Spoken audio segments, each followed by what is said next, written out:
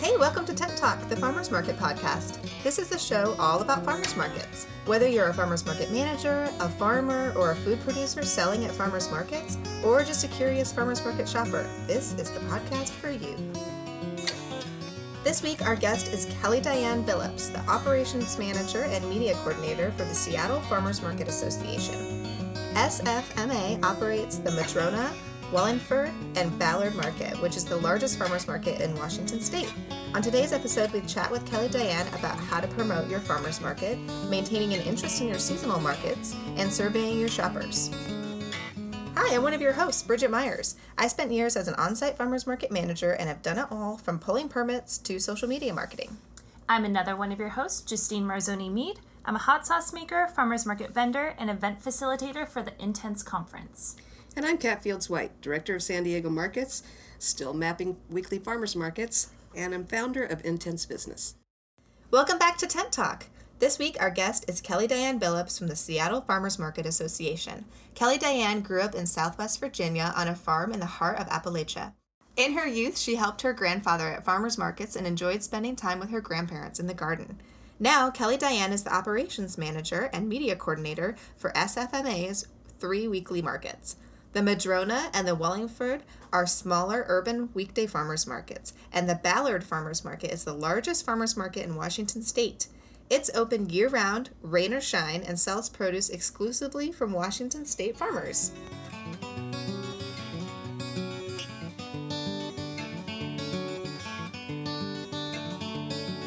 Remind me, Justine, Kat, you have been to Ballard before? I have, and so has Bridget, actually. I've been to Ballard a lot.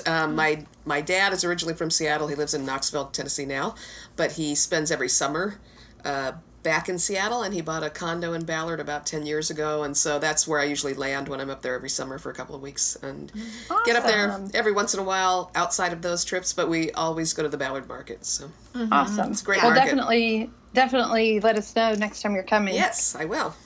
Yeah. I love that market. Yeah, it's a great market. Yeah, I haven't been to the market, but I love Ballard. And I love Seattle. Ballard's great. Ballard's I actually cool. am so old that I remember when Ballard was all, Lutefisk and or old Norwegians and Swedes. It was gentrified about 12, 15 years ago, but it used to be very much a Scandinavian, Norwegian kind of little, like you have a Chinatown in some cities. Seattle had all these Norwegians and Swedes and Norway town. So it's funny. It's fun. There's a Vikings. there's a local haunt in Ballard, and they used to have a T-shirt that said Ballard, a fishing village with a drinking problem, and now their new ones say Ballard, a drinking village with a condo problem. Yeah, they're about the gentrifying thing. Yeah, it's a fun little town though. That's funny. That's great. Oh, good. Okay, you guys Okay, ready? we're gonna start. Yes. Are we starting an official conversation? Okay. Okay, let's do it. Let's get this on the record. Okay. So, Kelli Diann, can you just give us a little background, tell us about your role at Seattle Farmers Market Association and what you do there? Sure. So I came on board with the market in late 2016 as their media coordinator. They previously had interns that helped with media, and the operations manager was in charge of media, but they really wanted to bring a little more strategy to it and define the voice that we wanted to present for all 3 of our markets, especially Ballard, since it is one of the largest. And then in July of this year, I moved into the operations role. So in operations, I help with jurying vendors, answering any questions that current vendors have, and just addressing their needs at all 3 of the markets. We do have a separate market manager for our seasonal market, so he takes care of a lot of that, but I help him out with that kind of thing. And logistics of just running the markets.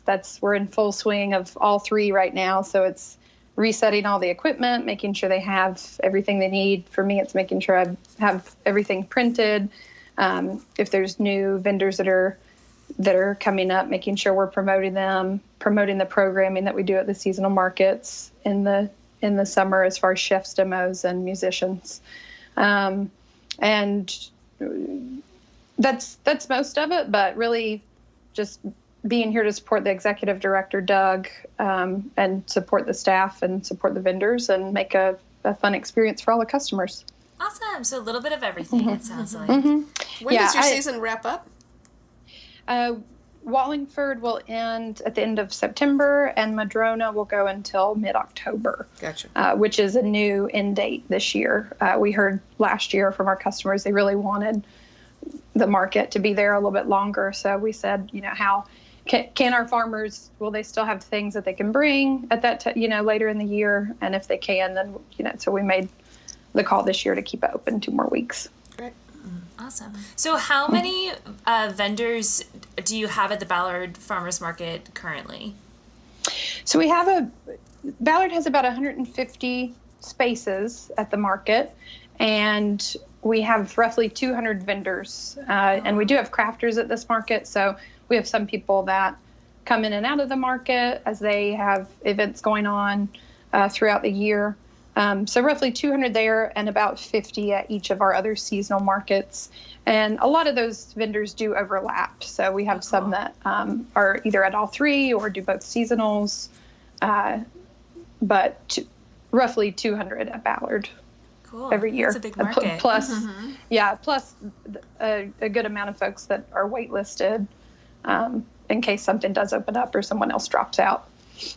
So the Madrona and the Wallingford markets are the seasonal ones, and then the Ballard market runs all year? Yes. Ballard is all year, rain or shine, on Sundays. We have, in the city, there's University District, Capitol Hill, West Seattle, Ballard, and then Pike's Place that run all year. So what do you do when the seasonal markets are not having their season? What do you do for those markets to kind of keep customers, to keep that market kind of top of mind for them? In San Diego, we have year-round markets, so we don't have a situation where we have a season off, but we're always kind of interested, like, how do you remind your customers that it's coming up and not to forget about it, and then like some preparation that you do for that market to start off the season? Right. It is kind of a natural ebb and flow as the markets wrap up. We can back off of strategizing to reach those people quite as often in the winter months. But something I did throughout the winter and gearing up for summer this year was just sharing a lot of recipes and sharing a lot of posts from the vendors that maybe are doing seasonal markets that they can look forward to them coming back in the summer, making sure we stay on top of events that are happening in the community that we might want to share with our audience there, and really making sure that personality of that market is still accessible for the audience, and that they feel like they can still reach out to us with questions about what's happening or what's being planned for the market for the next season. Yeah, that makes sense to do. I mean, I think when I look at other markets that are kind of closed for winter seasons that I follow to places that I travel, it's nice. They're still posting things that those vendors are maybe doing, like pop-up shops in different places or what's going on in that neighborhood. And so it's a nice way to kind of keep the interest going. But with the Ballard market, since it's year-round, and since I know it gets real rainy where you guys are, how do you handle that rain or shine commitment when it's a lot of rain happening? Can you tell us like how you get the vendors to kind of stick it out with that? Yeah, I think we get Seattle gets a bad rap for how much rain we get. We do get a lot of rain, but we don't get a lot of rain that's unbearable. Most of the time we deal with light drizzles that come on and off throughout the day. So it's very seldom a situation where the weather is so bad that, everything's just totally drenched. But we have a core of about 8,000 shoppers at Ballard that is our core customer, shopping base, and they're going to come no matter what. They're going to come out to their market no matter what. And as far as serving that neighborhood, we are their grocery store. They don't go elsewhere during the week. They wait for their market, their grocery store to be open, so they can come and support their vendors and support their farmers and get their favorite products. So as long as that group is still going to be there, we're still going to be there for them.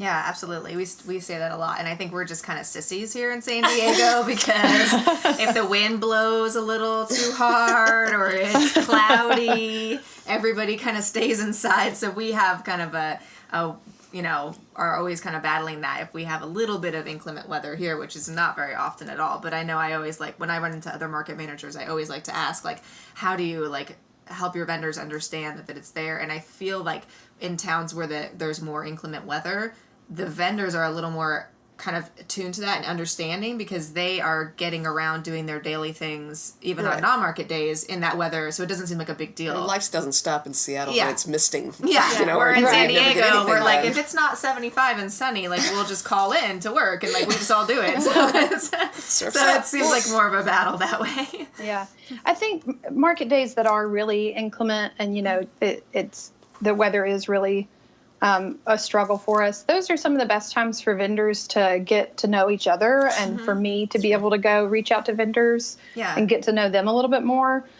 So even if it's a situation where everybody's sales aren't as high at the end of the day, they've maybe made a new friend or learned something new about, who's next to them or who's 2 doors down from them because they have time to kind of interact more with the actual crowd of vendors that are there. Yeah, absolutely. I feel like rainy days have been kind of fun sometimes for us, and I know I'm not selling anything. Well, but the folks that come out are the buyers. Yeah, so when you talk about your right. core customers, we don't have all the folks out taking selfies on a real rainy day, but we have the people who are out there to shop. So you may not see as many people as a farmer or vendor, but you actually may see a much higher percentage of buyers. We have a vendor who's a bit of a social butterfly, and she tends to spend most of her day wandering around talking to other vendors.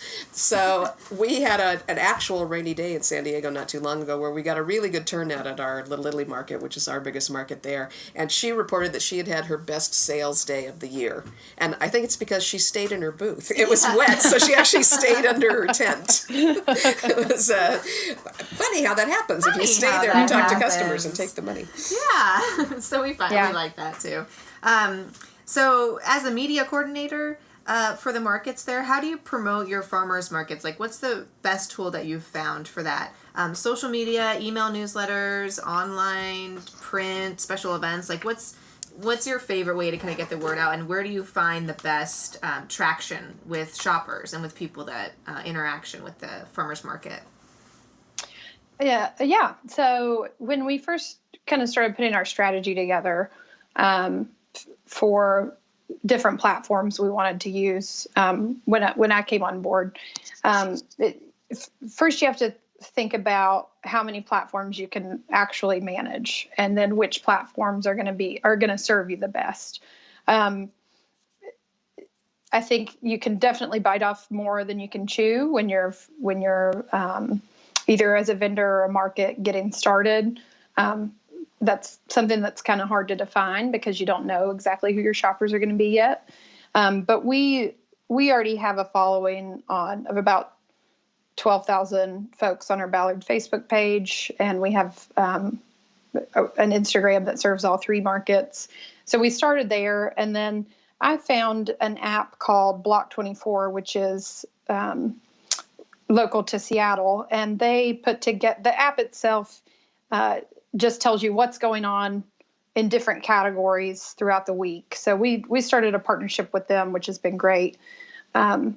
And they feature our markets every week in their community happenings page. So it's really an app just so people can get out and do different things in Seattle. And I think you have to create an ecosystem online where everything bounces around and relates back to each other, whether that means you're sharing the same content one day, across all of your platforms, or creating a bounce back coupon. That's one of my favorite ways to kind of gauge, where our audience is really paying attention. Is I'll create a bounce back coupon that is something like the first 3 people to show this ad at the info desk will receive a free watermelon from one of our farms. And then that's a good way to promote each farm as well, or merchandise, first 3 people to show this at info receive a free t-shirt. And so we'll try different strategies on each platform, over the course of the summer. And then we can track how many did we get from this Facebook activation? How many did we get from this Instagram promotion? How many came from this newsletter? How many came from the Block 24 post? So those are our 4 platforms that we really focus on. And we've talked about growing in other areas. Reddit is huge in Seattle, but it's figuring out how to approach that as a farmer's market and a brand, is still something that we're thinking about. And then as other platforms become useful, in the future, we're definitely not adverse to growing into other platforms as well. But that's about as many as we can manage right now.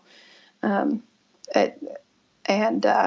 feel like we're doing a good job on all of them. I'm sure Bridget is really excited to hear how you managed to do 3 markets under one Instagram, because we have so many Instagram accounts. We're constantly trying to, okay, do we post on this one? Are we posting on that one enough? That kind of thing. But you find that pretty effective to have the single Instagram. And do you cover, I think you mentioned that you, especially during the off season, keep up with community events in Madrona and Wallingford.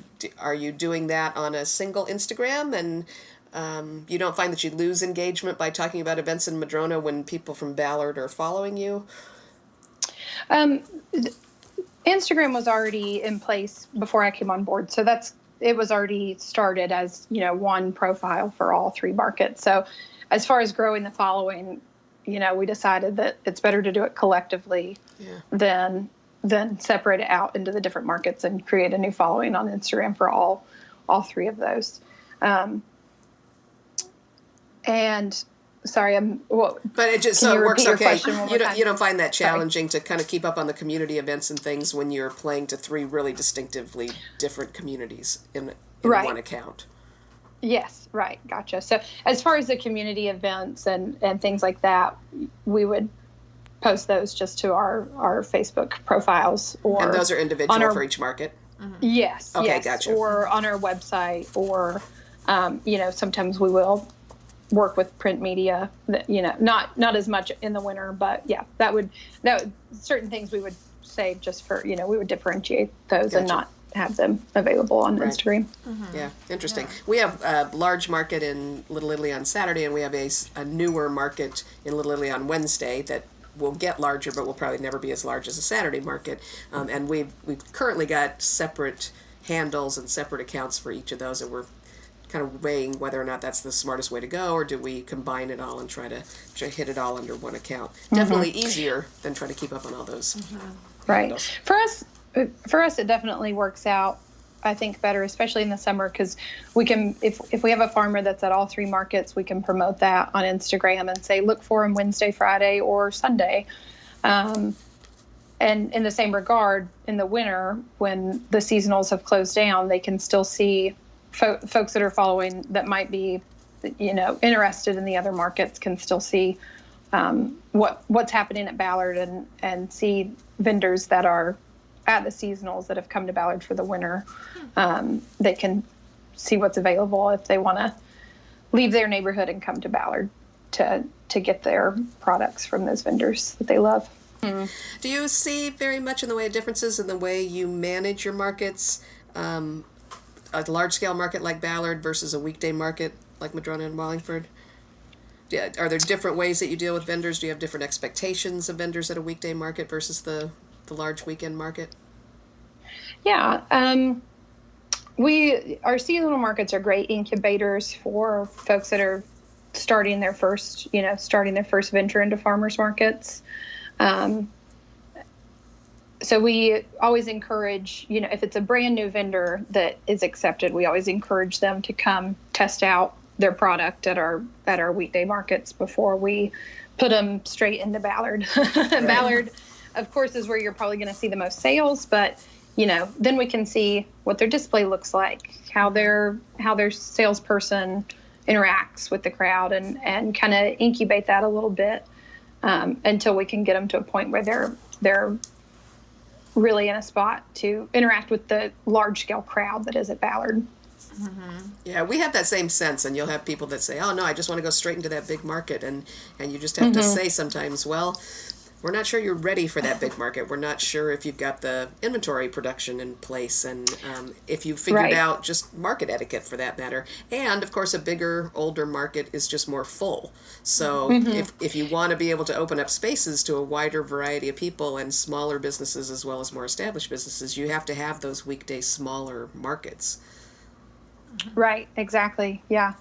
And it is very competitive, and so if someone new is coming in, that means somebody else either has left or, we have to, how are we going to figure out how to make space for them? We did try something new this year, which was bringing in some apple carts on the street for vendors that have products that are shelf stable.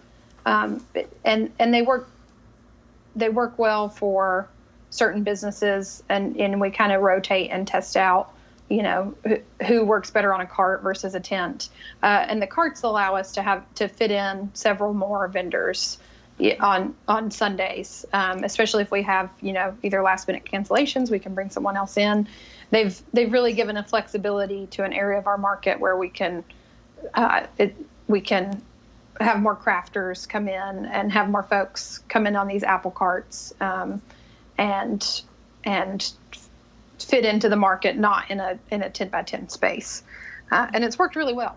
That's good. Yeah. I mean, every market, a lot of people don't realize, but every market has a certain finite number of inches of geographic space that can be filled, and then it's geometry. There just isn't anymore. And I don't think people realize that, but finding creative ways to fit a few more people in that don't need as much space is a really good idea. Yeah, we have vendors that say, "Well, look at right there. There's a space right there," and they don't realize that's a fire lane. That's a fire lane. That's a sidewalk. That's actually that restaurant's space. We can't encroach on that. There's it may look like there's some space available, but really there isn't. So it's nice to find those an apple cart. I mean, that's a great idea. Charming and such a good idea to kind of fill that space. And didn't the Ballard Market just expand? It did. So when Doug became executive director of the market, he expanded the market from Ballard Avenue up to on 22nd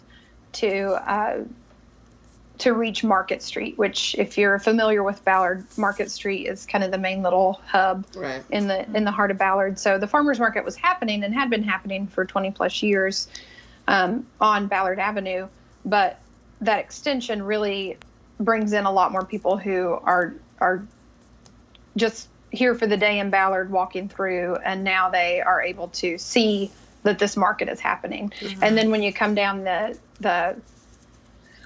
when you come down 22nd, you see, oh wow, this isn't just this continues a whole nother block, and gets really dense. So it just added a lot of visibility to the market when they expanded it, and drew in a lot of people who, if they're just visiting Seattle, may have not known that it was going on.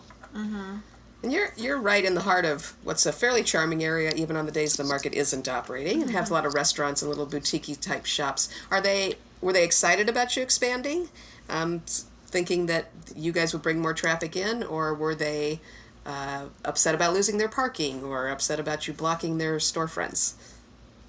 I don't know that I could speak to that again as well as Doug, since he created the expansion, but I think overall either way, it's driving more business down that street.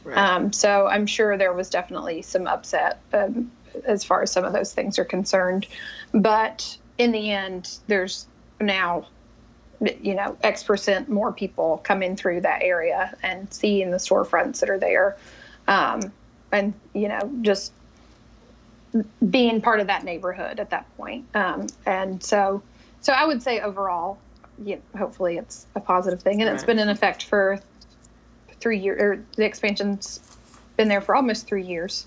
And the Ballard market in general has been there for so long that probably the doubtful ones have been convinced that those rising tides float all boats, and that it's good for everybody. It's a good thing to do. Yeah. Did you just do a market assessment? Did you do market metrics with Farmers Market Coalition, or a different kind of assessment? We just completed our rapid market assessment. So we worked with WSFMA and to kind of generate the questions that we use for our survey. And we have 6 big boards that have the questions on them as well as the answers. And it's also called a DOT survey. Have you used? Oh, yeah. Oh, Yeah. So in essence, what we did was a DOT survey, Gotcha. which is so much easier and more fun for folks to participate in and for us to gather data from at the end of the day. So was this a survey primarily of customers versus vendors and farmers? Yes. Customers. It was a Okay, customer gotcha. survey. Yes, this was a customer survey. So we did the first one in winter, just at Ballard, because it was the only one that was open at the time. I believe we did it early March. We did our first DOT survey, and each hour we take down the results from dots that we had from each hour of the market. That way we can see what trends are happening over the course of the market. And Are the folks that are here? Sorry, could you explain for our listeners what a DOT survey is, just in case? There are probably people Sure. who don't realize, Sure. So the DOT survey basically is you're going to have we have 6 large notepads that have different questions on them. So one of the questions is, how far away do you live from the market? And then there's categories beneath that are separated for each answer. So 0 to 1 mile, 1 to 2 miles, 2 to 3 miles. And the participants receive a little sheet of stickers that has 6 stickers on it. And for each question, they use 1 sticker to answer the question. So for how far away they live, 1 to 3 miles, that's 1 answer is your DOT. And then the next question, what's your primary reason for shopping at a farmer's market? And and then you submit your answer with another DOT. So you answer each question with the DOT, and then at the end of the day, we take all the results from each hour and we tally all of those up so we can understand the trends. Did that explain? That's a wonderful description. Yeah. Okay. But those kind of surveys are fun because they're so visual. Yeah. You can walk by and see, that's really obvious, all that green blob, that means there's a lot of people that live within 3 miles. Yeah. So. And so we did one in winter, and then we just finished our second one that we did at all 3 of our markets. So we're going to compare, what trends did we see in winter as far as those shoppers are concerned, and then what trends do we see later in the year. We have so many cruise ships that come into Seattle in the summertime and so many tourists that are coming through the market. So we're still tallying up all the survey results from our last survey, but I'm excited to compare notes on our winter crowd versus our summer crowd, and even from hour to hour, how their responses might change.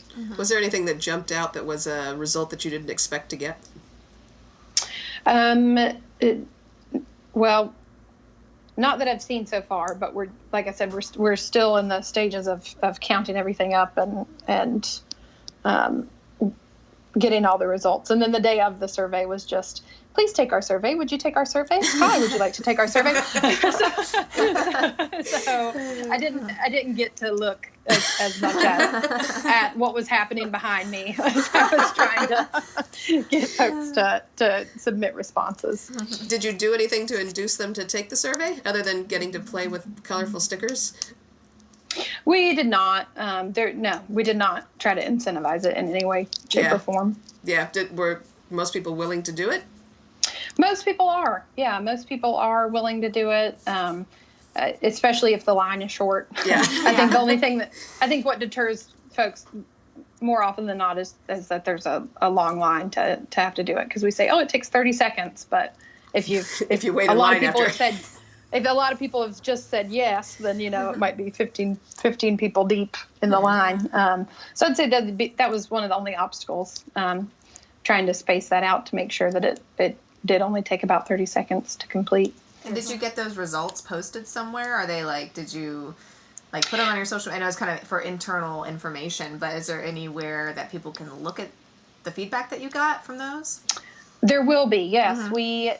So last year we did not do this DOT survey, but we did do a market survey, and we put together a community impact statement at the end of the year that tells us how many, what the sales were at each market, average sales per day, how many vendors were there per day, how many full-time employees are supported, how much farmland is owned, how many acres are used for production, how many food stamp dollars are distributed. So we'll put together the same thing this year. We'll put together another community impact statement to help us with, with our strategy and with reaching our audiences and hearing what they want and seeing what they need.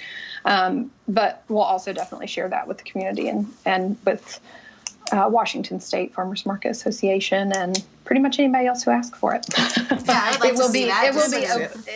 It will be available as soon as once we get everything tabulated. That was a good conversation. We're wrapping up a little bit here. So I feel like we could ask you lots of things about your awesome markets. And we, like Kat and I said, we love the Ballard Market.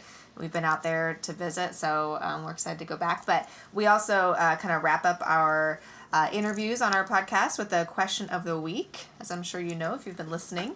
I have. Yeah. Yes. So do you want to ask Kat, and then we'll kind of go around and we'll each answer it. So Question of the week. We're going to talk about neighbors, since you, like many of us, have a market that's in the street right there next to brick and mortar businesses. What's your most memorable interaction or relationship that you've had with a brick and mortar business near the market? Justine, you're a vendor. Who do you interact with near the market? Well, it changed because... Sure. So the main market that I'm at, usually Dave does them, and I know that he has interesting interactions with everyone because he's a very talkative person. But at the Little Italy market, so we recently just moved a block north. Right. But our booth was right in front of a little coffee shop, a little Italian coffee shop, and then right next to a barber shop. And we just made buddies with the guys at the barber shop, and Dave would sometimes go get his haircut after the market. It wasn't so much a farmer's market-y friendship. It was just a different group of people that we interacted with on Saturdays. That was fun. Yeah. I like those guys. Kat, what about you? What's a interaction that you've had? Gosh, I've had so many. But, an interesting one is that one of the guys that's on the board of the association that we work for when we produced the big market in Little Italy, when we first opened, various people in that community said, I don't want you to sell pastries at your market because my shop around the corner sells pastries, or I don't want you to sell this at your market because my shop sells that. And this guy has a coffee house that was one of the only ones in Little Italy at that time. This was 10 years ago. And he said, no, if you want to have coffee there, don't have a million coffee places, but yeah, have coffee there. You can't have a farmer's market without coffee. And he was actually very cool about it. And then he came back to us over time and said, my business is so far up. I'm not the only coffee place in Little Italy on Saturday mornings anymore, but my business is so much busier because you're here and you're bringing a lot of people in. So it was really gratifying to hear that. The funny thing was when he stormed down the street after we moved, not by our choice, but just by a coincidence that they started a big construction project, we had to move south, all 5 blocks of the market south. And so about 2 months after that, he stormed down there and said, I don't know what you're doing now, but my business is down 40% now. I said, because we're farther away from you. And I'm sorry. At some point, we'll be back. And we're back now, and he's very happy. My favorite coffee shop. How about you, Bridget? Okay, I have 2 short ones because one's negative, but then I also have a positive one. Okay. So, not to continue talking about the Little Italy market, but we did move it. And so, when we moved the market over one street, we ended up putting our market in front of a whole new group of businesses. It's mostly residential on all those streets, but there are some businesses that were right there. And we put gaps in the walkway and the tent so that business access wasn't blocked too much. But there was a shop in Little Italy that was, the owner was pretty upset because she thought her business was going to be very severely negatively impacted. I understand it's a new thing. Won't be able to park. Won't be able to park. All the parking was blocked off in front of her shop. I get it. I happen to have been very pregnant during this move, and so, not that you'll hear about why that's important later, but she was kind of upset, and we had some conversations before. Anyways, the first day we moved there, she came out, she found me, she was very upset. she was kind of raising her voice, and then her landlord was also accompanying her, who was this big guy. He was also very upset, saying that she's his tenant and we're going to ruin her business and her business is going to go under, and was just yelling at me. And then I don't usually cry at work, but I was very pregnant and very upset, and it was a stressful day already, so I was crying, and he was yelling at me, and that was just very negative experience with the neighbor, which turned out, a couple weeks later, her business was very busy, and the market brought a lot of business to her, and we would, promote her in our social media and stuff and give her some props. So, anyways, I won't say I'm still waiting for that apology, but I am. And then a very positive neighbor when we moved the market, like I said, I was pregnant, the manager of there was a burger shop on that block. He came out and found me at the information booth and said, if you ever need to use our restroom, you should just come in this side door and you can use it anytime, and all of our employees know just to let you in and use it, and you can fill up your water bottle at our water station anytime you need it. He was so nice. I think I was probably crying for just tears of joy with that. But he was just the nicest neighbor, and he was so happy to have the market on the block. So just two different experiences with our market neighbors. It's always fun. So Kelli Diann, what about you with your market? Sure. Mm-hmm. I think one of my favorite experiences, and it's kind of an ongoing relationship that we have, our Madrona Farmers Market is located in the parking lot of a grocery outlet store. Do you have grocery outlets in Yes, we do. California? Mm-hmm. So very different, type of things that they're selling in there inside grocery outlet. So, and I think when they started the market there were a lot of people scratching their heads saying, yeah, I'm kind of scratching mine. Yeah. Interesting location choice. Yeah. And that market is in a very diverse neighborhood, right on the backside of Capitol Hill, if you're familiar with that area of Seattle. And it's a really busy, bustling market. It's on Friday afternoon, so folks are coming into that market, and they're coming in to do their shopping, and they're really, they're buying stuff and they're out.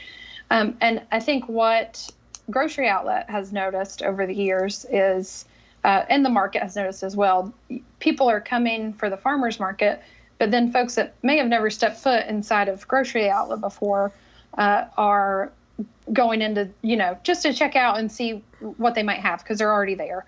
And same thing with the shoppers at Grocery Outlet. They're inside the store shopping, and then they say, oh, what's this neat thing that's happening over here in the parking lot?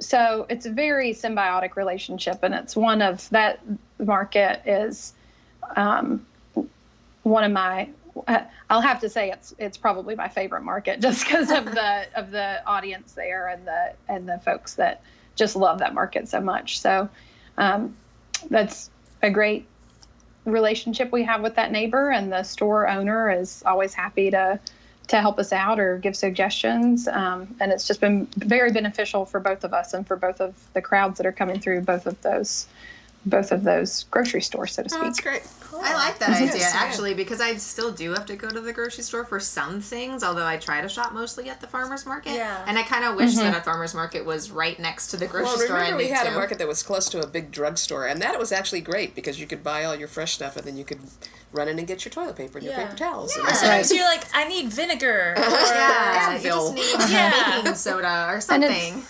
Yeah, and all the products are they're totally serving different needs. So our, at the farmers market, we have these wonderful artisan products that are so, fresh and local. And then inside you can get the staples that you might need, so that way you don't have to stop at another store.